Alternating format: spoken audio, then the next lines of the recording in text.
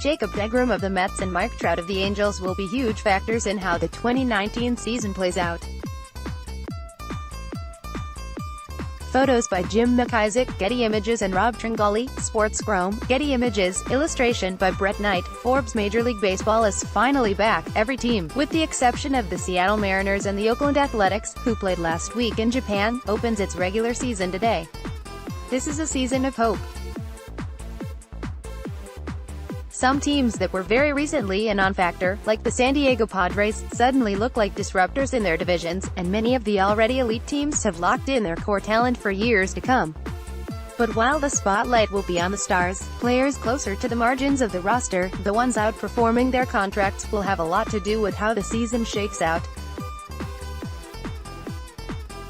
Here are the bargain players to watch out for on all 30 teams, with insights by Forbes.com's Sports Money contributors.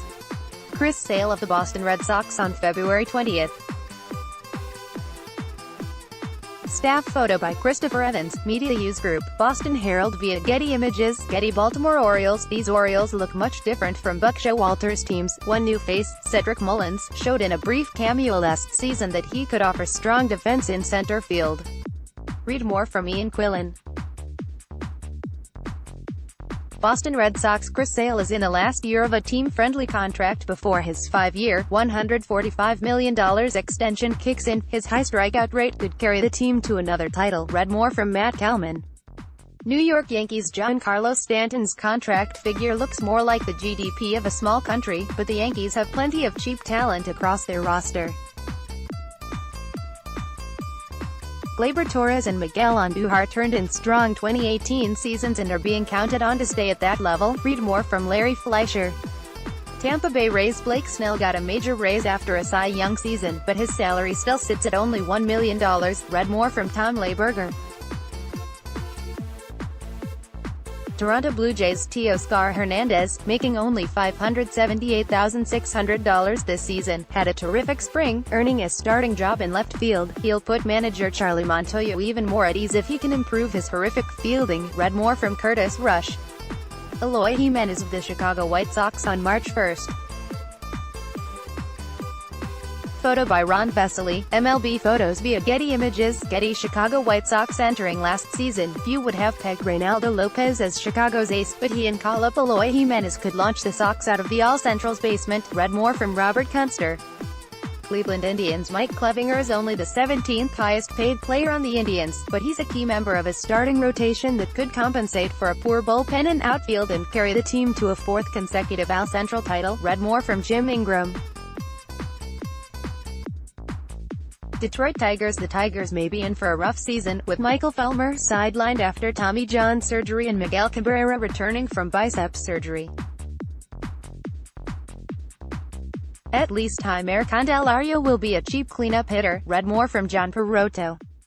Kansas City Royals Adalberto Mondesi, along with his teammates Whit Merrifield and Billy Hamilton, could be a dynamic base-stealing threat and has a chance to become the face of the Royals. Read more from Jack McGruder. Minnesota Twins Jose Berrios looked like one of the best bargains in the sport during last season's All-Star campaign, and with newcomers Nelson Cruz and C.J. Cron, he could give the Twins the boost they need to take advantage of a possible Cleveland downturn in the All-Central. Read more from Steve Silverman. Mike Trout of the Los Angeles Angels on September 25th. Photo by Masterpress, Getty Images. Getty Houston Astros. The Astros gave Alex Bregman a big extension this spring, but he'll remain a bargain for one more season, and with a host of new additions that keep the Astros payroll in check and bolster the team's strong core, Houston can expect to contend once again for the All-Crown. Read more from Moise Capandibauer. Los Angeles Angels with Mike Trout locked up, Albert Pujols healthy and Shohei Ohtani returning to full-time DH duty, the Angels might finally find postseason success. Closing out games will be newcomer Cody Allen, on an affordable one-year contract. Read more from Barry M. Bloom. Oakland Athletics. The A's have plenty of low-cost talent, but the standout is Matt Chapman, who is above average on both offense and defense on a league minimum contract. That helps make up for a disappointing rotation. Read more from Owen Poindexter. Seattle Mariners Mitch Haniger is the Mariners' best bargain by a mile, providing $57 million in value against a salary of only $590,000, read more from Ari Kaplan. Texas Rangers in the midst of a rebuild. The Rangers have another season to utilize Joey Gallo before he becomes eligible for arbitration, read more from Tony Blangino. Bryce Harper of the Philadelphia Phillies on March 25. Photo by Cliff Welch, Icon SportsWire via Getty Images. Getty. Atlanta Braves. The Braves didn't do much in the offseason to convince fans that they'll keep their NL East crown, but don't count them out if Ronald Acuna Jr. shows better plate discipline and turns in an MVP season, read more from Ray Clear. Miami Marlins with JT. Real Muto gone. Brian Anderson could emerge as the Marlins' offensive leader, while Starlin Castro, who will be playing for a new contract, could be an attractive trade asset, read more from Wayne G. McDonald Jr. New York Mets. Now that Jacob deGrom has signed, the Mets' top bargain is another starter, Zach Wheeler.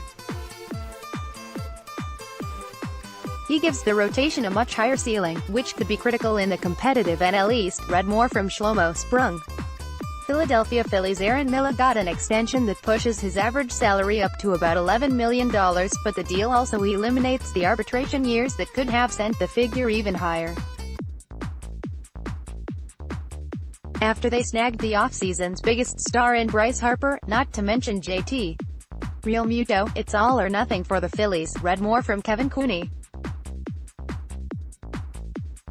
Washington Nationals. Despite losing Bryce Harper, the Nationals still have plenty to look forward to. Juan Soto was impressive as a 19-year-old rookie and is expected to be one of the team's biggest offensive threats, read more from Scott Ordera. Kyle Hendricks of the Chicago Cubs on March 21. Photo by Jennifer Stewart, Getty Images. Getty. Chicago Cubs. Javier Baez emerged as a game-changing player but is still 3 seasons away from free agency. The Cubs will need another star turn from him to get back to the World Series. Anthony Rizzo and Chris Bryant can't carry the team on their own, read more from Phil Rogers. Cincinnati Reds. Luis Castillo is set to start today's opener, but he's paid far less than most aces. With all the team's hot stove acquisitions other than Sonny Gray entering free agency at the end of the season, the Reds are in win-now mode, read more from John Perotto. Milwaukee Brewers. Not long ago, Jesus Aguilar was a waiver wire pickup. Now he's coming off an all-star selection and has a firm grasp on the starting job at first base while playing for only $637,500 in his final pre-arbitration season, read more from Andrew Wagner.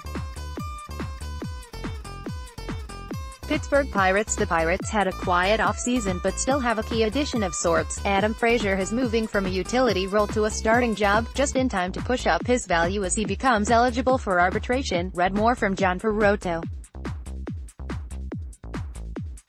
St. Louis Cardinals. Even with Paul Goldschmidt and Andrew Miller aboard, the Cardinals still face a daunting task in the NL Central. It helps to have Jordan Hicks on the way to becoming a top-tier closer, read more from Jared Willis. Nolan Arenado of the Colorado Rockies on February 27.